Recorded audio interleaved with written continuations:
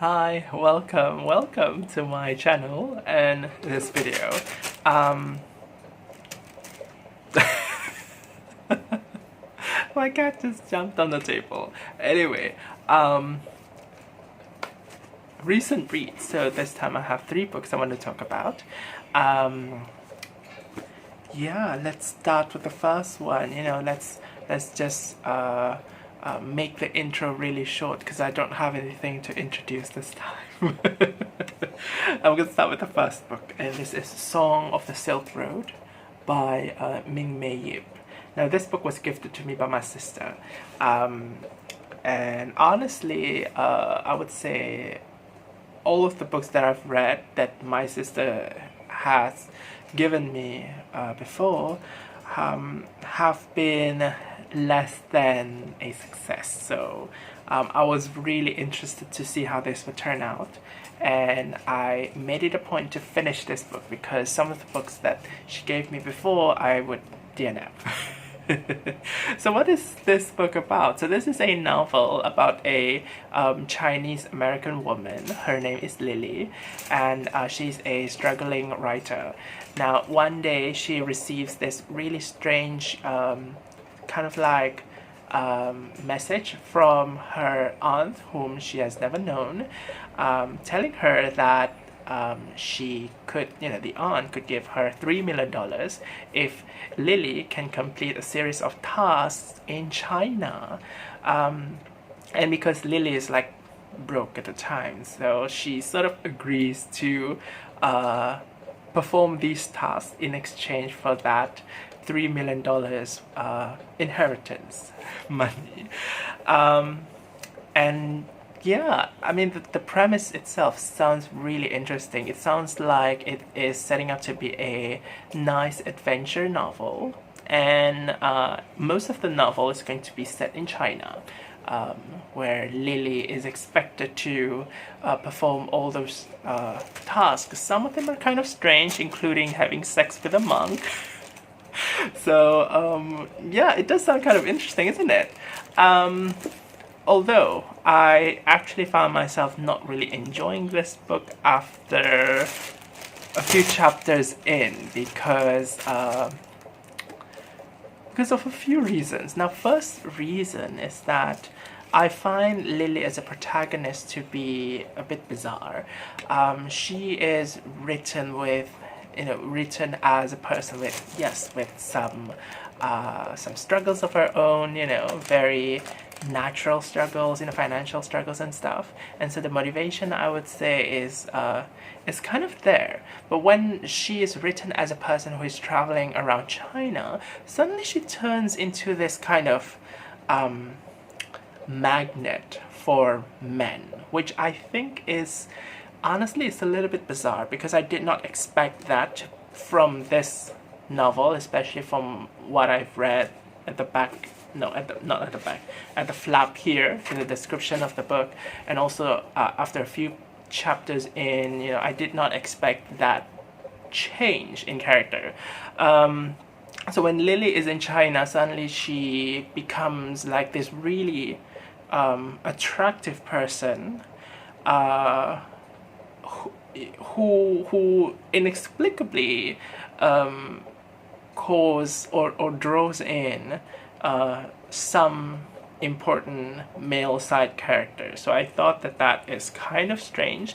There is a lot of I would say focus, or I would say diversion towards romance in this book. And in fact, there is a romantic subplot which I personally did not really enjoy because I didn't really like how the romantic subplot involving one of the male side characters starts out. Like, I actually find the male character to be somewhat unlikable.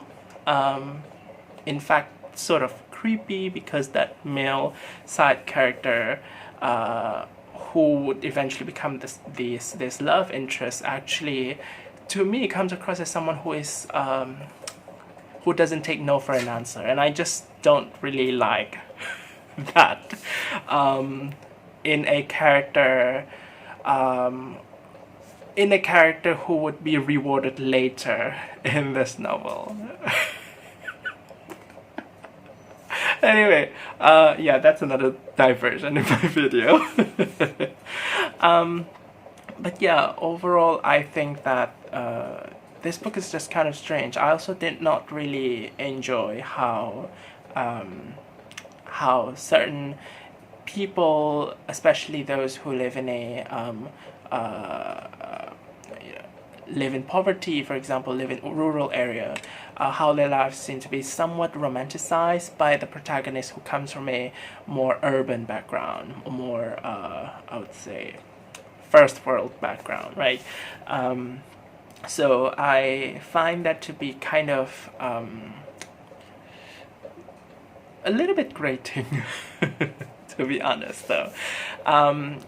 Yeah, so that's my assessment of this book. I ended up not really enjoying it. But I do hope that my sister would keep gifting me books. Anyway, enough of this. Let's move on to the second one. I have a short story collection here. It's by Souvankham Thammavongsa. It's called How to Pronounce Knife. And this is a short story collection. I think it has, let me see. I think it has about 14, if I count correctly, 14 short stories in this book. So Souvankham Thammavongsa is a Canadian author of Lao descent. So a lot of the stories in here, I would say majority of them, are stories that focus on characters of Lao descent as well. And so, as you can expect, a lot of these stories would revolve around topics such as the immigrant experience, language barriers, cultural differences, this feeling of alienation, and also difficulties in terms of financial situations experienced by these immigrant characters. I think the idea is quite nice. You know, I always feel kind of interested in reading stories about displacement or cultural differences. You know, I think those themes always, almost always produce like ripe ideas for great stories. And also the stories in here, they tend to be kind of short, and therefore they're quite easy to read, quite fast to read, this entire book. That being said, I did not particularly find this collection to be very emotionally punchy. A lot of the stories, in my opinion, feel kind of generic, especially when it comes to how it tackles things like cultural differences or language differences, right? Or the idea of displacement, you know, that feeling of being at a you know, a foreign land that you don't have any like particular connection with, you know. And by that, I mean, you could probably change some background, the cultural background of the characters. Like, for example, originally in this book, they are Lao, but then you could probably change their cultural background to other, I would say, non-Western culture, and I think the story would still work as it is, because I think it does, to me, it doesn't really seem to explore that nuance of how it is to be someone from Laos, for example, or someone who belongs to the Lao culture, for example. It doesn't really show much cultural pride, the Lao cultural pride. It doesn't show like the finer details of what it means to be someone from the Lao culture, and therefore most of the stories, they feel like you know, they give me this sense that I have read these stories before. I have read these kinds of stories before, and I don't feel anything new. I don't learn anything new, and that is kind of disappointing, because I don't know a lot about Lao culture, and obviously, you know, you can always read about that in other books as well, but I do expect to learn a little bit, you know, a thing or two from here, aside from some, I would say, fairly superficial depiction of, say, for example, Lao writing, or Lao, the Lao language, or cuisine, for example. It's not even like exploring those aspects of the culture really deeply. So yeah, at the end, I didn't really enjoy this book. I did not find it like super memorable. Anyway, let's move on to the last book I want to talk about, which is a women in translation rep of this video.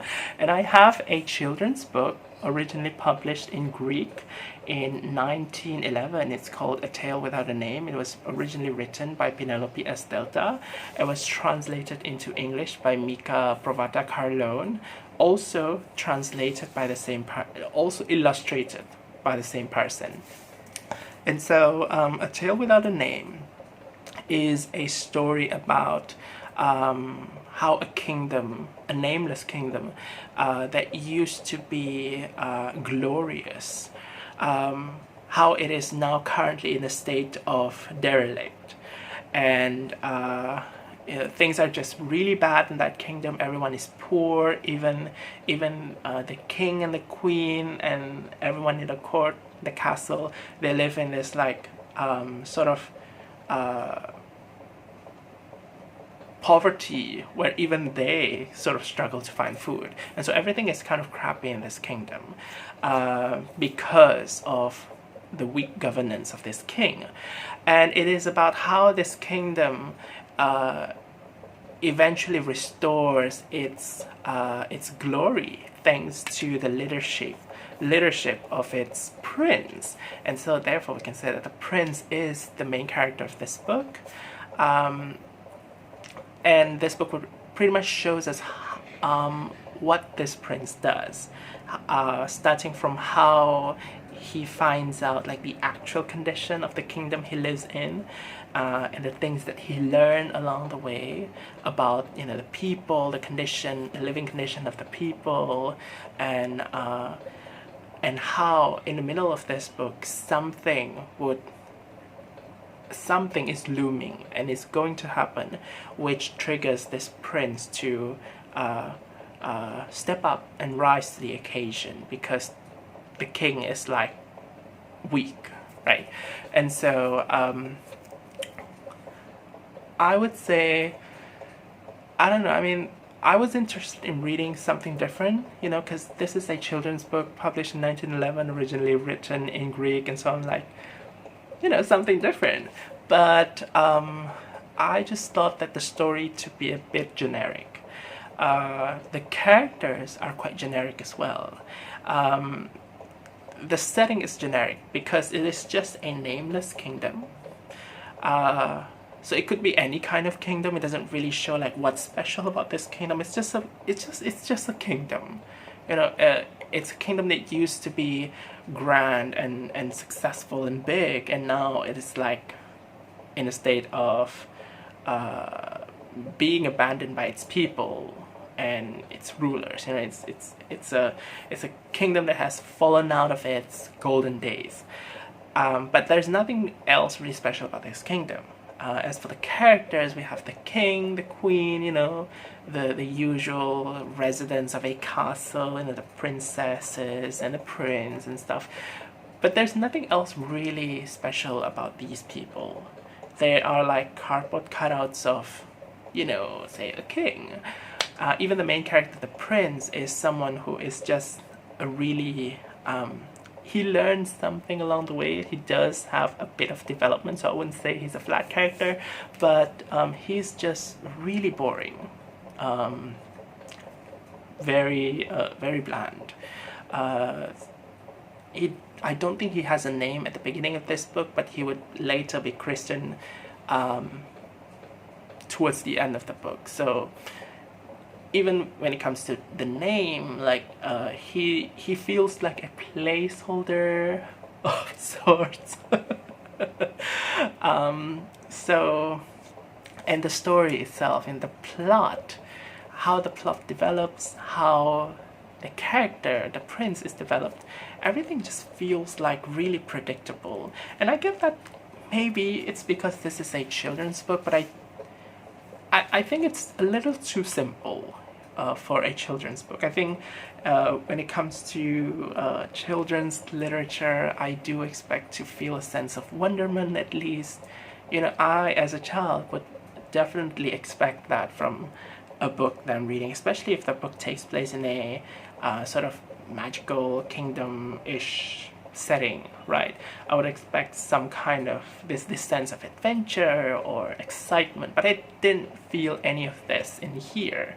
There are a lot of anthropomorphized animals and plants at the beginning of this book, but they are only there in the first chapter, and after that it's just all kind of semi-realism. If you consider the prince, this at most he's like a teenager. He's really young, who would eventually leave the country. At worst it might be a depiction of child soldier in this book. But anyway, the rest of the book does not feature the anthropomorphized animals and plants anymore. So that aspect of the magic, the fantastical element of this book is also kind of eliminated from it. So for the most part, this book feels like a bland white bread, or if you're Asian, white rice. It just didn't do much for me. One thing that I'm considering, though, it might be kind of interesting to read this book in tandem with, say, for example, a reading of the history of Europe, particularly Greece, at the turn of the 20th century. I think that may inform a little bit about, how and why this author writes this children's book this way, because I always feel that children's books, they usually reflect kind of like what the author wants to impart on children, right? And so those things usually they have relation with what is going on with the society at that time, and that would be kind of interesting. So this might be something I'm considering for the future. Maybe I'll try to do a little bit of reading on that as well, and maybe I'll revisit this book and see if there are anything that I can certainly relate, because while reading this book, I also find that there is this strong tendency to include things that are militaristic in nature. Quite a lot of this book, I would say, has this very strong masculine vibe. And so that's why I think the child version of me would probably not enjoy reading this book as well. It has a lot of focus on valorizing war, and nationalism is definitely a strong thing in this book also. But I'm definitely quite open to explore more, the historical setting of when this book was written. Definitely there's something to unpack from there. But anyway, for now, I'm just gonna say this book just didn't do much for me. It just felt really boring. But apparently, the description of this book says that this book is a beloved Greek classic. So if you are, if you have experience, maybe you are Greek, for example, or if you have read this book when you were a kid, maybe in the Greek version, let me know what you think. Does this book hold a special place for you? Like, is there anything that you feel connected with? Are there anything that feels Greek about this book? Because I can't say I'm very familiar with Greek culture, so it's totally possible that there are so many things that I might have missed from this book. And it's kind of the same case with a lot of other books I read anyway. Like, I can't say that I'm familiar with all the cultures in the world, so there must be something that I miss in every book. Definitely. anyway, I think that is something that you can sort of fix with experience, right? And maybe sometimes you may not even get the chance of fixing it, like, so who knows? But yeah, I'm quite open to learning more about that. But anyway, that's all for the recent reads this time. So I'll see you in a new video next time. Until then, take care. Thanks for watching, and